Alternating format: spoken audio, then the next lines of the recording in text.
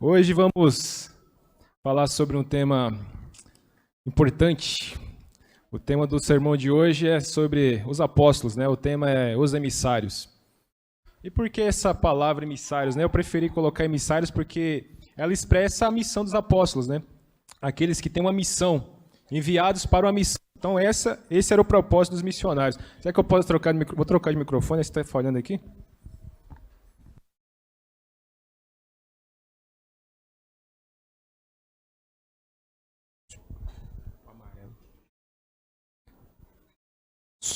Pronto. Som. Som. Agora sim.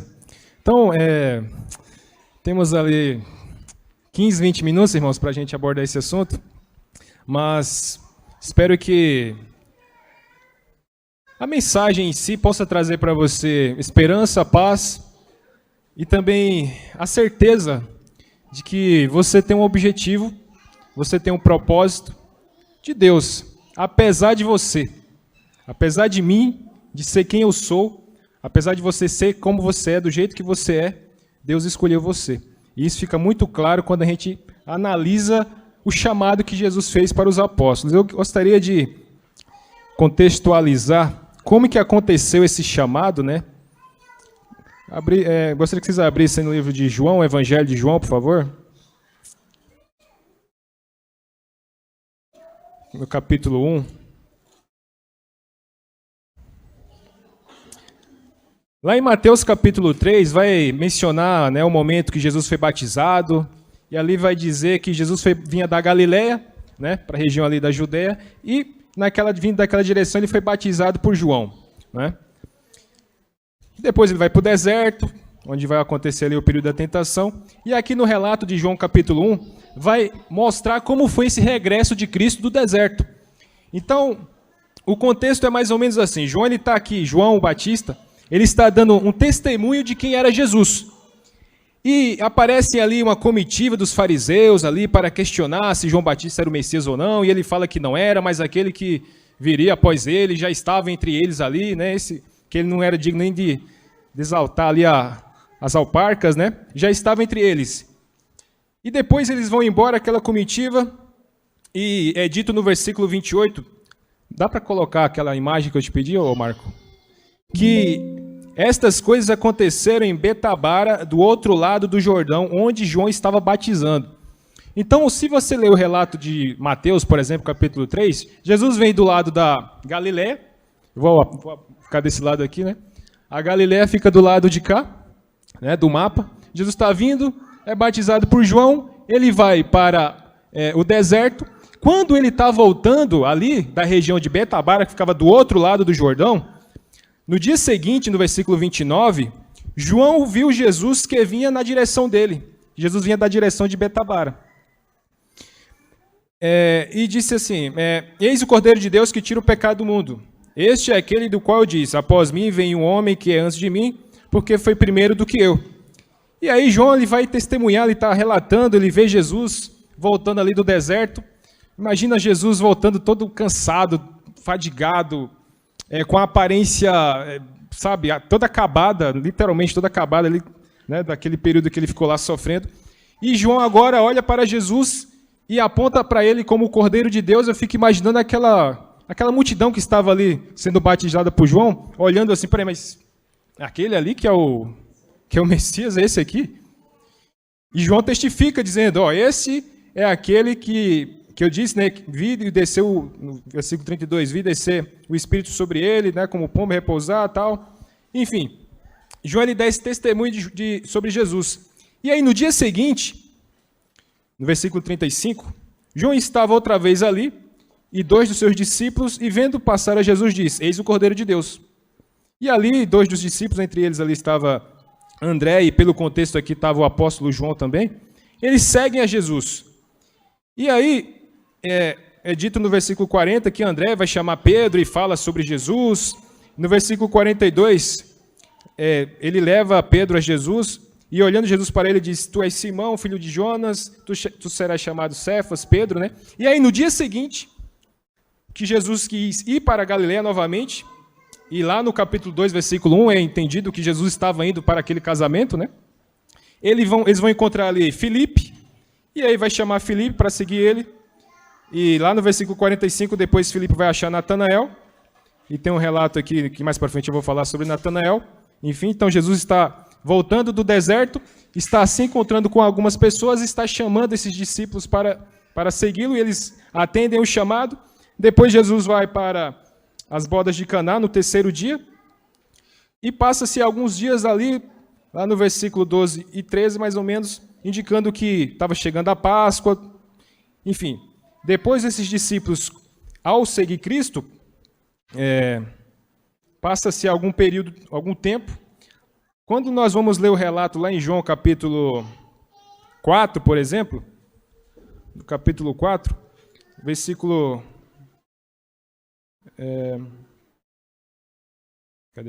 No capítulo 3, perdão. Capítulo 3 vai ter ali o testemunho de Nicodemos, né, aquele encontro com Nicodemos. Lá no versículos 22 e 23, irá acontecer aquela controvérsia entre os discípulos de João e os discípulos de Cristo. E ali no versículo 24 é dito que João ainda não tinha sido lançado na prisão. É interessante esse relato aqui, porque nós vamos entender que esses discípulos que Jesus chama em um primeiro momento, eles não seguem Jesus continuamente, porque eles ainda estavam apegados a João. Então, até o momento em que João não havia sido lançado na prisão, eles ainda estavam divididos entre Jesus e João Batista. Quando você vai para o relato de Marcos, capítulo 1,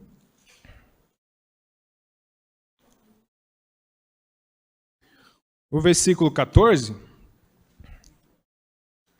ali é dito que depois que João foi entregue à prisão, veio Jesus para a Galiléia pregando o evangelho do reino, dizendo, o tempo está cumprido, enfim. E no versículo 16, andando junto ao mar da Galiléia, ele vai encontrar novamente Simão, André, que estava ali lançando as redes ao mar. No versículo 19, vai relatar sobre o chamado novamente para Tiago e João, os filhos de Zebedeu. Isso significa que, após aquele momento que João Batista foi preso, aqueles discípulos eles ficaram desenganados. Por quê? Eles estavam entre João e Jesus. Eles não tinham essa intimidade tão próxima com Jesus ainda.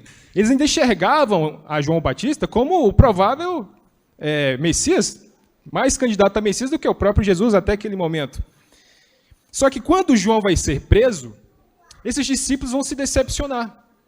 E muitos deles, aqui como é o relato aqui, por exemplo, de Tiago e João e o próprio Pedro e André, eles voltam para a sua profissão, né, de pescar, né, no seu cotidiano.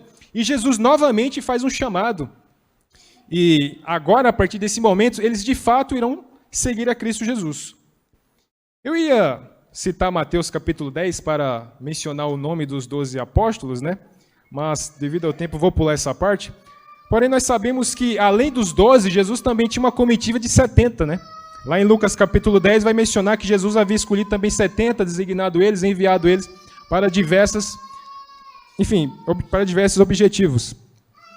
Mas eu gostaria de focar com vocês aqui rapidamente sobre algumas características desses discípulos, desses apóstolos, desses emissários. Imagine você vai escolher um grupo de pessoas para um objetivo, para uma missão importante. E eu imagino, pelo menos eu, e com certeza você também, pensaria muito na capacidade intelectual, no quanto essas pessoas poderiam ser aptas, poderiam ser boas naquilo que fazem para te ajudar naquele seu propósito, né? Então você pensaria nas melhores pessoas.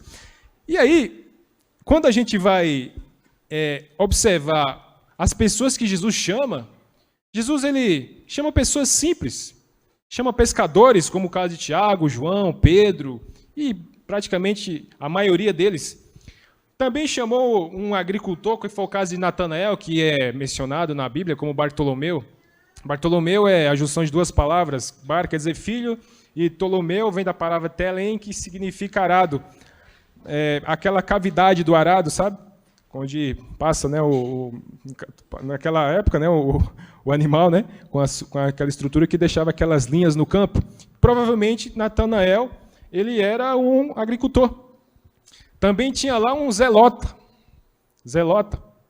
Simão Zelota, que naquela época também era uma espécie de revolucionário. Os zelotas, eles vão se originar ali por volta do ano 6 depois de Cristo, com um homem chamado Judas o Galileu, que devido àquele contexto de Israel fazer parte do jugo romano, se rebelaram, tal, e houve ali, enfim, naquela rebelião de Judas o Galileu, vai surgir os zelotas, pessoas revolucionárias que muitas vezes pegavam em armas para alcançar seus objetivos, que no caso era tirar Roma, né, ali do ambiente, tirar o jugo de Roma sobre Israel. Então tínhamos ali um zelota também. Mas o que é mais interessante é o relato que nós vamos ler, eu gostaria que vocês abrissem comigo, no livro de Mateus, no capítulo 17. Eu poderia citar muitas outras características aqui, mas eu vou ter que resumir muita coisa, mas acredito que Deus irá usar essas passagens para trazer uma lição espiritual para cada um de nós.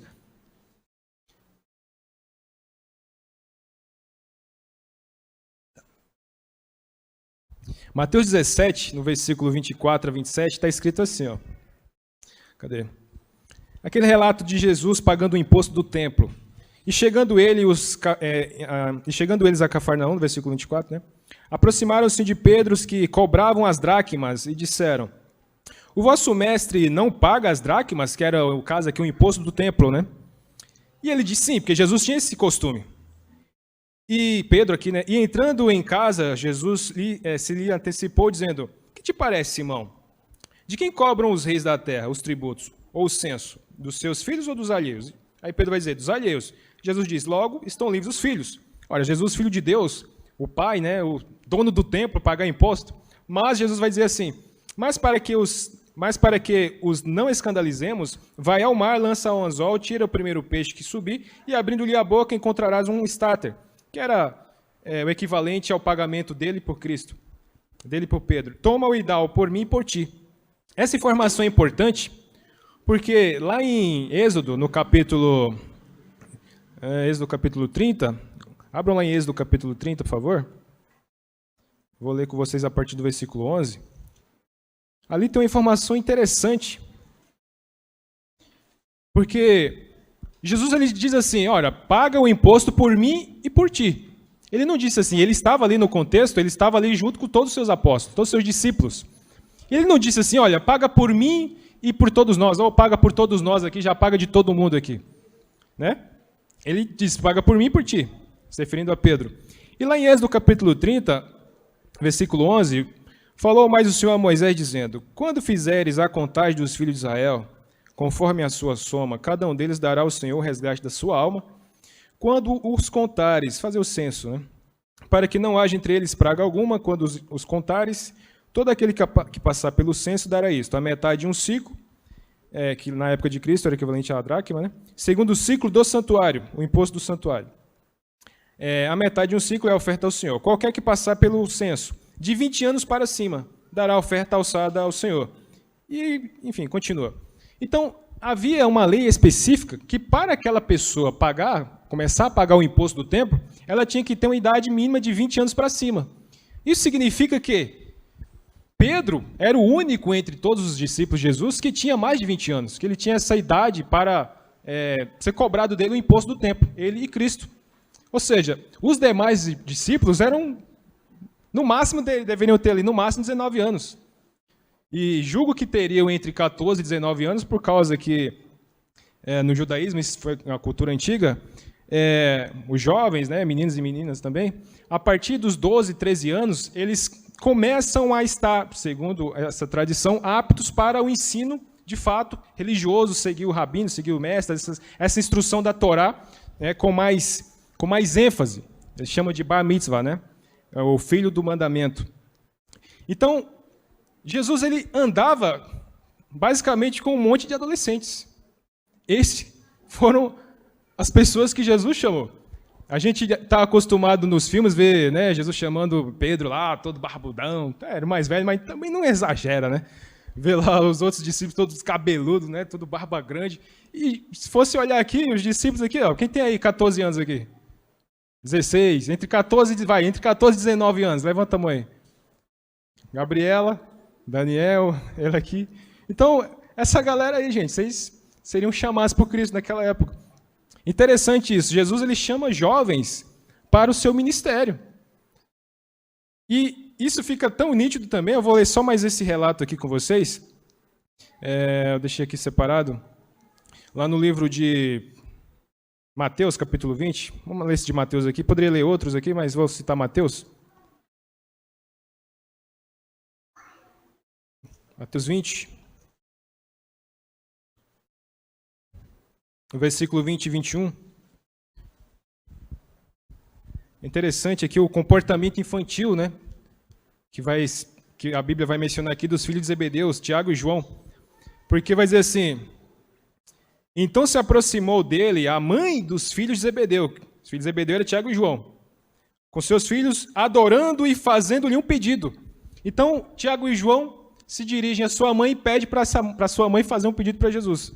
E o pedido ela vai lá e Jesus pergunta: o que queres? Ela respondeu: dize que estes meus dois filhos se assentem, um à tua direita e o outro à tua esquerda no teu reino. Então imagina só, imagina Eliabe, né, e o Anderson.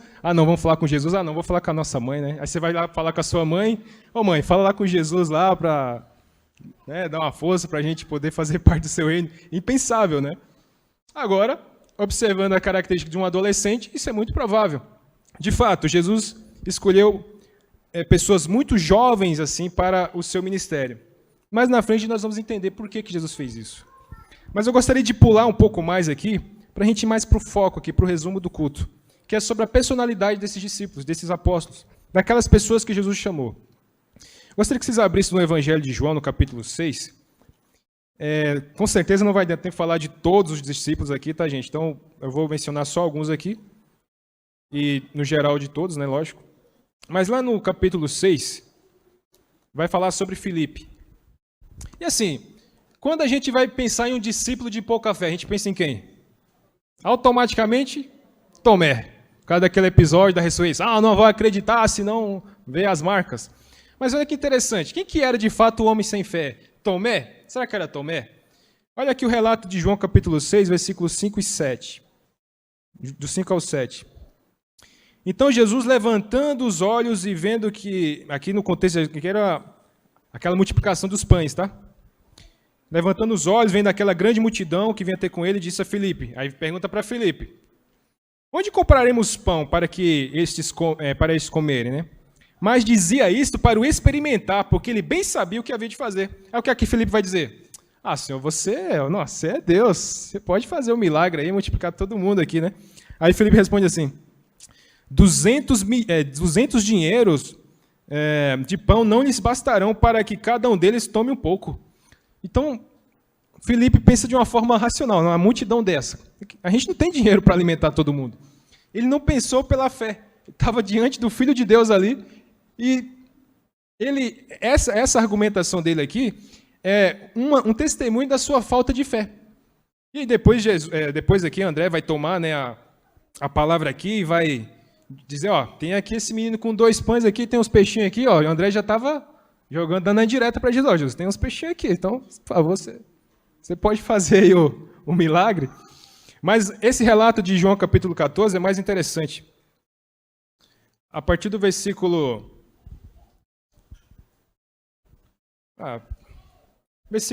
vou ler o versículo 8. Jesus ali está dizendo que vai para o céu e que ele é o caminho, a verdade e a vida. Ninguém vem ao Pai senão por mim. E aí Filipe vai tomar a palavra e vai dizer assim: Senhor, mostra-nos o Pai. E nos basta. Aí Jesus vai se virar para ele e vai dizer assim: estou há tanto tempo convosco e não me tendes conhecido, Filipe? Quem me vê a mim, vê o Pai. Como dizes tu, mostra-nos o Pai? Não crês tu que estou no Pai e o Pai está em mim? As palavras que eu vos digo, não as digo de mim mesmo, mas o Pai que está em mim é quem faz as obras. Crede-me que estou no Pai e o Pai em mim. Crede-me ao menos por causa das minhas obras. Então Jesus fala diretamente, não é forma indireta, né? Você não tem fé, você não acredita em mim. Crê pelo menos por causa das obras. Então, interessante que Jesus ele chama uma pessoa incrédula para fazer parte dos seus emissários. Ser um emissário dele, um apóstolo, um enviado, né? Com uma missão. E o contraste de Filipe é Natanael. Também vou ler aqui em João capítulo 1 sobre Natanael rapidamente. Vou fazer um comentário aqui da irmã White também. Que é interessante porque Filipe, no relato de João 1, 44 e 45, é ele que encontra Natanael. Então é interessante esse contraste. Uma pessoa incrédula encontra uma pessoa fervorosa. E Filipe era de Betsaida, da cidade de André e de Pedro. E Filipe achou Natanael e disse: havemos achado aquele de quem Moisés escreveu na lei e os profetas, Jesus de Nazaré, filho de José. Disse Natanael: pode vir alguma coisa boa de Nazaré? Disse-lhe Filipe: vem e vê. Jesus viu Natanael vir ter com ele e disse dele, né? Eis aqui um verdadeiro israelita em quem não há dolo. Jesus bate o olho em Natanael, já conhecia ele e falou: isso aqui é um israelita íntegro. Vou dizer assim, um cristão, né, íntegro. Israelita que não há dolo. A pessoa fiel ali às leis judaicas, né? A pessoa fiel à sua nação, aos costumes da sua nação. E aí Jesus vai falar para ele assim, disse Natanael: de onde me conheces tu? Jesus vai responder: antes que Filipe te chamasse, te vi eu estando tu debaixo da figueira. E aí Natanael vai reconhecer: tu és o Filho de Deus, tu és Rei de Israel. Mas é interessante aqui que a irmã White ela vai fazer um relato aqui sobre ambos, e ela vai dizer assim, desejado, né, página 293, em feliz contraste com a incredulidade de Filipe, estava a infantil confiança de Natanael. Era homem de natureza intensamente fervorosa, homem cuja fé se apoderava das realidades invisíveis. Jesus se dirige para ele e fala: ó, a partir de agora você vai ver o céu aberto, os anjos subindo e descendo. Já de Filipe, ela vai mencionar ele como um indagador da verdade, mas tardio de coração para crer, uma pessoa que, até mesmo com as suas palavras, ela vai se referir na mesma página que Filipe acabou magoando a Jesus, com a forma como ele se dirigiu a ele, de uma forma incrédula, né? Então, Jesus chama um incrédulo, mas também chama uma pessoa fervorosa, mas que também, eu vou resumir aqui muita coisa, né? Lá na frente, naquele mesmo episódio que Tiago e João queria ver quem era ser o primeiro no reino, mais na frente vai dizer que todos os discípulos começaram entre eles a disputar quem que ia ser. Ficaram com inveja de Tiago e João. Ah, então é assim? Não, agora quem vai ser, vai ser. E Natanael estava entre eles também. Então Natanael também era uma pessoa falha. Jesus não chamou ninguém perfeito para a sua obra, apesar das qualidades que muitos deles tinham, e apesar também dos seus defeitos. Enfim, não preciso nem mencionar aqui textualmente Tiago e João, conhecidos como filhos do trovão. Imagina o temperamento de Tiago e João. Lá no relato eu deixei marcado aqui, de Lucas capítulo 9, vai dizer que Tiago e João, quando Jesus está ali, vindo lá da região lá dos cananeus, ali esqueci agora o termo, eles estavam ali, não queriam aceitar Jesus, aquele contexto todo. João e Tiago olham assim para Jesus e falam: vocês querem, o Senhor quer que nós pedimos a Deus para que desça fogo do céu e consuma todos eles? Então, olha o temperamento, irmãos. Descer fogo do céu para consumir todas aquelas pessoas ali. Poderia também mencionar aqui o próprio Pedro. Esse aqui dispensa palavras, né? Pessoa impulsiva, temperamento forte, muitas vezes até, né, aparentemente destemido, mas ao mesmo tempo também até covarde, né? Por causa daquele momento crucial ali, onde ele poderia dar um testemunho fiel ali de Jesus, né? Ele negou Jesus. A Bíblia diz até que ele começou a praguejar Jesus. Interessante. E tinha lá o Judas, né? Além de traidor, a Bíblia vai chamar ele de ladrão, né? O Evangelho de João vai dizer que, além de tudo, ele era ladrão, ele tomava ali dinheiro da bolsa, das ofertas que eram dadas muitas vezes para os pobres ou para comprar alguma coisa, ele ia lá e subtraía alguma coisa. Bem, poderia citar muitas outras características aqui dos discípulos, mas a pergunta que não quer calar: por que Jesus ele não escolheu pessoas, assim, pelo menos humanamente falando, né, à vista dos homens, mais eloquentes? Até que Judas tinha uma certa eloquência, era o mais, a irmã vai dizer que ele era o mais capacitado, era o que, com certeza, era o que melhor tinha uma oratória, era o mais, assim, ela vai falar que ela é de porte nobre, uma aparência boa, mas no final das contas acabou decepcionando todo mundo. Mas por que Jesus ele chama pessoas aparentemente assim, sabe, aos nossos olhos, pessoas incapazes, que talvez se eu tivesse no lugar de Jesus eu não escolheria? Eu ia escolher João, daquele temperamento, para dar comigo. Não, eu nem mencionei Mateus, né? Publicano. Aí você chama o publicano, que na época todo mundo tinha preconceito, cobrador de imposto. Ah, ele está lá o publicano pregando o evangelho. Quem que ia ouvir esse evangelho aí? Quem que queria ouvir Mateus? Mas por que Jesus chamou eles? Interessante isso. Eu vou ler com vocês aqui o relato da irmã White, depois eu vou fazer um comentário. E ela vai falar o seguinte, irmãos. Eu até julgo dizer o seguinte, que em vez de os emissários, o melhor título para o sermão, depois fiquei pensando, era os improváveis. Porque chamar essas pessoas com as características que elas tinham, humanamente falando, talvez eu ou você não as chamaria também. Mas a irmã White vai dizer o seguinte, os apóstolos, na página 296 aqui, diferiam largamente em hábitos e disposição. Havia o publicano Levi Mateus e o ardente zeloso Zelote Simão, o transigente inimigo da autoridade romana, o generoso e impulsivo Pedro e Judas, de vil espírito, Tomé, ela chama Tomé de leal, se bem que tímido e temeroso, Filipe, tardio de coração e inclinado à dúvida, e os ambiciosos e fracos filhos de Zebedeu. Estes foram reunidos com suas diferentes faltas, todos com herdadas e cultivadas tendências para o mal, mas em Cristo e por meio dele deviam fazer parte da família de Deus, aprendendo a tornar-se um na fé, na doutrina, no Espírito. Essa palavra aqui faz o resumo de tudo. Aprendendo. Por que Jesus chamou eles, irmãos? Porque eram as pessoas que estavam dispostas a aprender. Jesus não chamou os capacitados, mas aqueles que estavam dispostos a serem capacitados. Pela idade dos discípulos aqui, na época, eles já deveriam estar seguindo os rabinos, os fariseus.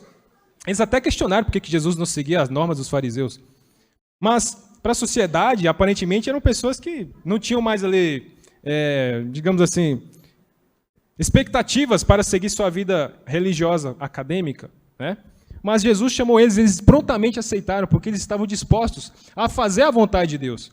Por mais que eles não entendiam, na sua plenitude, como que era fazer essa vontade de Deus, como que era seguir o Mestre. E Jesus chama eles para que, com essa disposição de aprender, eles pudessem copiar o modelo, copiar o exemplo. E você pensa que eu e você não somos diferentes? Muitas vezes, irmãos, nós, seja de mais idade ou menos idade, nos comportamos dentro da igreja ou fora da igreja como os discípulos. Muitas vezes, tardio de coração, a gente fala, não, eu creio em Deus. Mas quando vem muitas vezes a adversidade, a gente raciocina e pensa assim, não é possível. Como que Deus vai operar esse milagre? Como que isso vai ser possível? A gente muitas vezes questiona o poder de Deus. Desanimamos na fé. Muitas vezes somos como Pedro, não, eu vou lá e vamos para cima. E quando chega na hora, a gente acaba, de certa forma, decepcionando a Cristo, traindo Cristo. Muitas vezes nos comportamos também como um zelota. Simão Zelote, né? Zelota é literalmente zeloso. Muitas vezes o nosso zelo pela palavra de Deus também pode fazer com que falhamos, magoemos pessoas e ferirmos também o nosso próprio coração, ou até mesmo nos decepcionamos com a igreja, porque se a igreja não está seguindo daquele padrão que a gente acha que tem que seguir, então essa igreja aí já desencaminhou, prefiro seguir o padrão aqui, como o irmão antes costuma falar, né, cristão talibã. Era Simão era assim. E ela vai continuar lá no versículo, na página 297, ela diz o seguinte: temos, porém, este tesouro em vasos de barro para que a excelência do poder seja de Deus e não de nós. Foi por isso que a pregação do evangelho foi confiada a homens falíveis e não aos anjos. É manifesto que o poder que opera através da fraqueza da humanidade é o poder de Deus. E somos assim animados a crer que o poder que auxilia a outros, tão fracos como nós, nos pode ajudar a nós. Então a gente pensa o seguinte, puxa, como Jesus pode escolher eles quando a gente vê todo esse contexto? E muitas vezes a gente pensa assim, como que Deus pode me escolher? Como eu posso ser salvo sendo quem eu sou? Pecando, cometendo tantas falhas como eu tenho cometido? Como Deus poderá me aceitar? Jesus não nos aceita, irmãos. Eu até pulei esse relato aqui, também ali do o texto de Lucas, onde ele vai se dirigir aos discípulos, né? Não como pessoas justas, mas como pecadores, porque foi para isso que ele veio. Ele não veio chamar os melhores, ele não veio chamar aqueles mais capacitados, Ele veio chamar pessoas que reconhecem que são pecadores, que necessitam da graça de Deus e que estão dispostas a aprender dele. E que estão dispostas a seguir ele, o modelo, o exemplo dele, não o nosso jeito. Por mais que os discípulos, muitas vezes, ainda não entendendo, queriam seguir o jeito deles, mas o tempo mostrou para eles que o melhor jeito é o de Cristo. E às vezes a gente acha que não somos bons o suficiente para Deus, mas de fato nós não somos. Ninguém é bom o suficiente para Deus, irmãos. Só um que é bom, que é Deus. Jesus não escolheu a mim e a você por causa, de repente, de alguma eloquência, alguma dádiva que você tenha. Não foi por isso que Jesus te escolheu.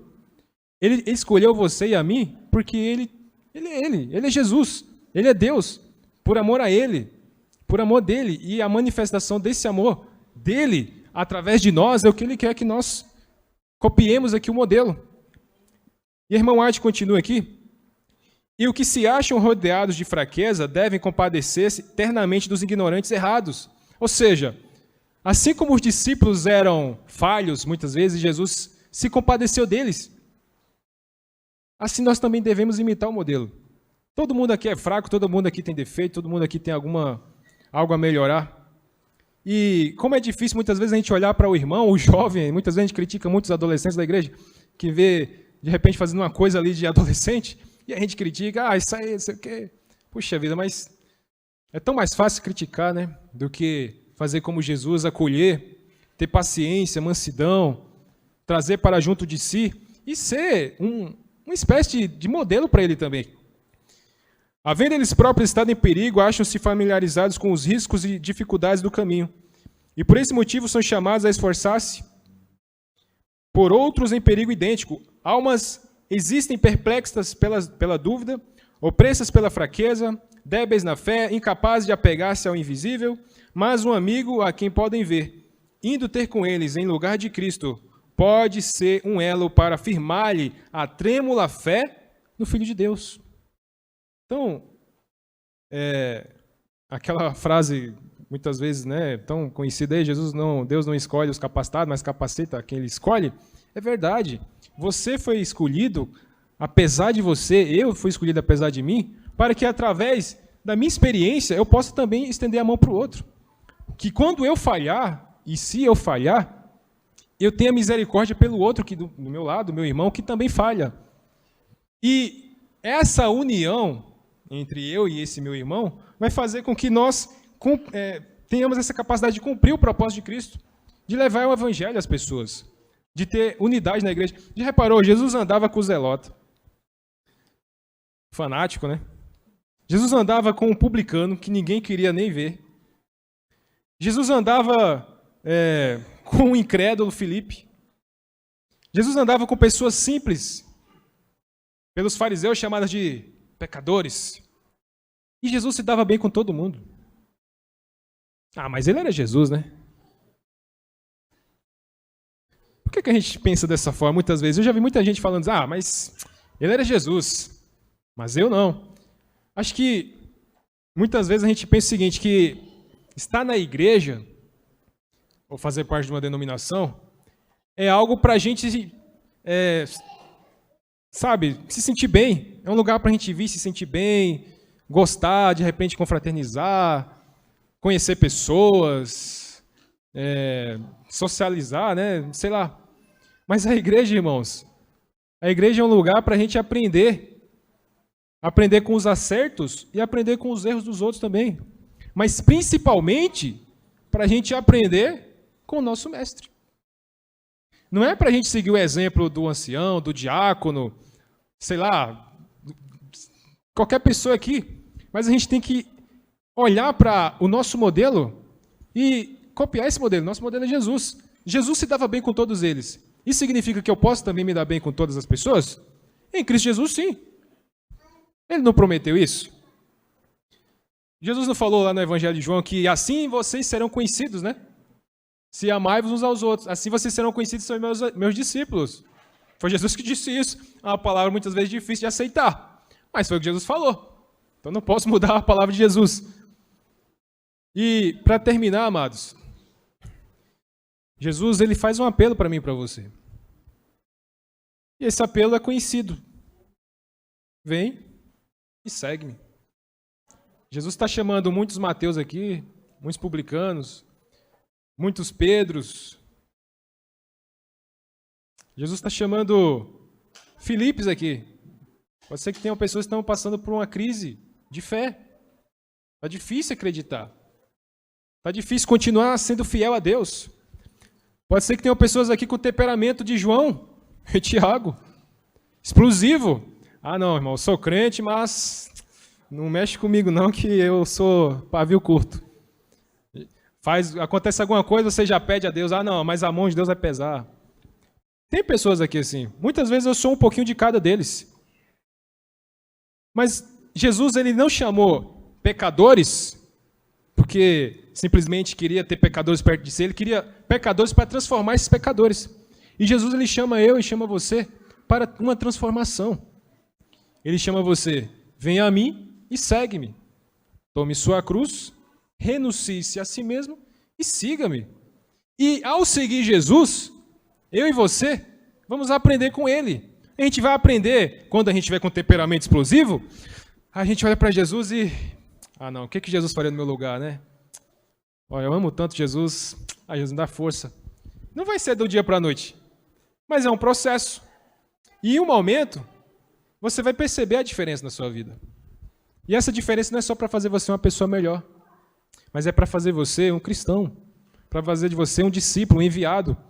Uma pessoa que você vai pregar o evangelho e a outra pessoa vai olhar para você e vai dizer, nossa, olha só quem ele era e olha o que ele é agora. Olha a transformação que Jesus fez nele. Se Jesus transformou ele, Jesus também pode me transformar. Vamos cantar o hino final agora, o mesmo que nós cantamos agora há pouco. 251, né? 251. E a letra dessa música fala isso. A Jesus eu sempre sigo, aonde eu for, a ele eu sigo, seguirei o meu Jesus, tomo minha cruz e sigo a Cristo. É isso que nós temos que fazer. Jesus nos escolheu, apesar de nós, porque ele sabe o que é melhor para cada um de nós e ele está no controle. Ele nos escolheu não por um mero acaso, mas porque ele tinha certeza que você, por causa dele, pode ser um apóstolo, um enviado, um mensageiro, alguém apto para a proclamação do Evangelho.